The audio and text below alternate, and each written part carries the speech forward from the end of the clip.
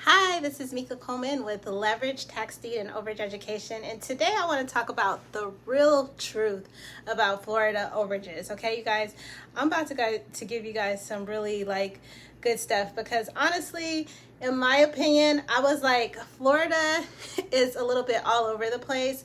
I always talk about, knowing the redemption periods when you're doing overages, because as a newbie, you might be all excited about a list and you're like, I got me a list and this is a good list. And come to find out that the redemption period is over and then you can't collect. So I've been having issues. I should say issues, but I kind of was a little uncertain about Florida because it was 120 days. It's supposedly 120-day redemption. However, I had made a friend in one of the counties in Florida, and she's like, oh no, that's just pretty standard. But she's like, you actually can have a year to collect. So I was like, okay, good. So anyway, make a long story short, I started working a different county. And actually with one of my students, and I was like, okay, they found a claimant, and then I was like, okay, well, this is 2 years ago. I don't think you could collect. I said, but since you've done all the work, let's just try it anyway. Let's just see. So anyway, make a long story short, it was over 2 years old, and we were able to get a check for this claimant. But meanwhile, at band camp, I was actually calling the county once I submitted it to see what they would say. And this is what I want to tell you guys about the real truth about Florida, is that at the end of the day, don't believe what the county workers tell you, because I literally talked to 5 different people, 5 different departments, and literally all of them told me a different answer, which guess what? It led me to believe that nobody really knows what they're talking about, okay? So anyway, to make a long story short, I call another county and I'm like, hey, I know on your claim form, because if you were in Florida and you look at most of the claim forms, they're going to say that you cannot collect, or you cannot claim the funds if it's been after 120 days. And so that deters a lot of people, or, they'll just wait for the next list. But I'm here to tell y'all the real truth. The real truth is that by law, if you can prove that that person is owed that money, you can collect. Now, what I have found, though, is that certain counties will then distribute it over to the state funds. But the counties that I've worked so far, they're still within the assessor's office or the treasurer's office. Don't give me the lie. I don't know which one, but they haven't went to state funds, which makes it a lot easier if you're trying to collect overages, because I don't know about Florida, but I know a lot of state funds do have caps, which is just 10%, but don't quote me because I don't do state funds. So I don't know how Florida is, but I know California is like that. So don't quote me on that.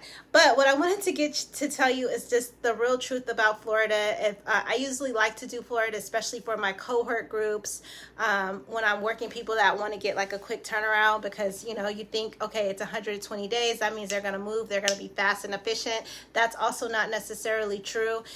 It just really depends on the department.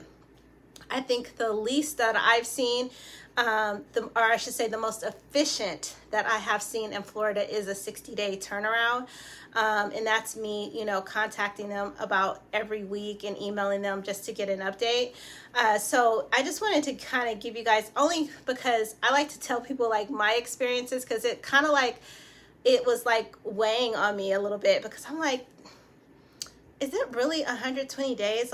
It can't be, because I know in a lot of states that there is a time period that you could collect, but I was like, 120 days is pretty quick. And then there's another state, I don't want to mention it because it's so easy, but they say 10 days, but then when you go to their site, you could collect up to 7 years, which I was like, okay. They just probably do that to deter people, but I just wanted to kind of give you guys a heads up about the real truth about Florida overages, y'all.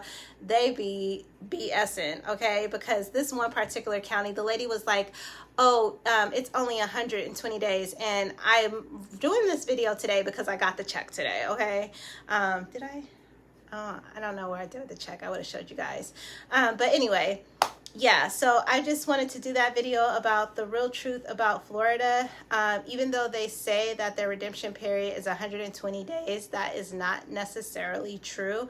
Now, I do want to do a disclaimer, because what I find with this overage business is that even though these counties are in the same state, they all play by different rules. So if you are independent and you are a third party and you are trying to collect overages in the same state and you start doing different counties, just be aware that all the counties create their own rules.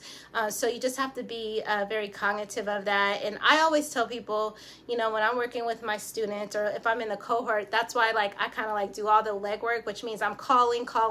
There's a lot of counties I won't even work, because if I can't get a hold of the person that is actually filing the claim and that's going to write my check, I really don't want to be bothered, because I want to know who's cutting the check and what do I exactly need, so that I don't have to go back and forth. I made a lot of mistakes in the beginning by doing that, like where you'll submit a claim and then they're like, oh, we need this and we need that and we need this. So, you know, 3 months in, and they're still requesting paperwork. So as an advice to you, if you are new to this channel, or if you're new to the overage business, I would highly suggest, you know, contacting the county that you want to work and ask to speak to the person who's processing the claims. The only thing about that is, what I find is, if you're new, you don't know what questions to ask. So that's the only, you know, downside. But hey, experience is the best teacher. So if you're not looking for a coach, or if you don't want to do any of my courses, hey, just keep asking until you get it right. I mean, I had to do it that way. The only difference is my background is real estate, so I kind of know certain questions to ask. Even if they are irrelevant, it kind of lets them know that I'm up on game as far as real estate, probates, administrators. I kind of got the whole gamut. So when I ask a real estate question and they don't know it, they always take me to the higher person. So I guess that's the little advantage, but I still feel that any person, any basic person that has a desire not only to make money, but a desire to help somebody collect claims, you can do this business. So anyway, I just wanted to give you a heads up about Florida claims. It's really not 120 days, but I'd be very cautious of who you talk to. I always say, where there's a will, there's a way. So don't take no for an answer, or don't say, yeah, I can't do this. I always hang up the phone and call back again.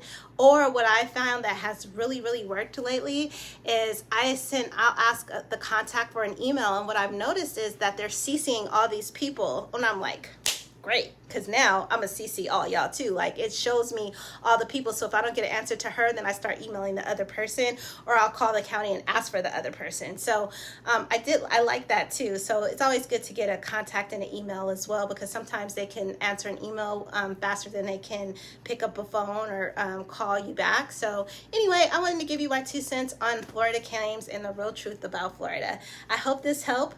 If you thought this was thoughtful, or you thought it was helpful, please please subscribe, and then please drop a comment in the box below. And if you're interested, I am doing a cohort on June 20th. I did do a live Q&A, and I'll probably be doing one next week, I think. Yeah, next week. So if you're on my email list, also if you want to be on my email list, you can drop that in the box as well. There's a link to get on my email list. I will be doing a live Q&A for any questions that you may have about this business. Happy investing, you guys.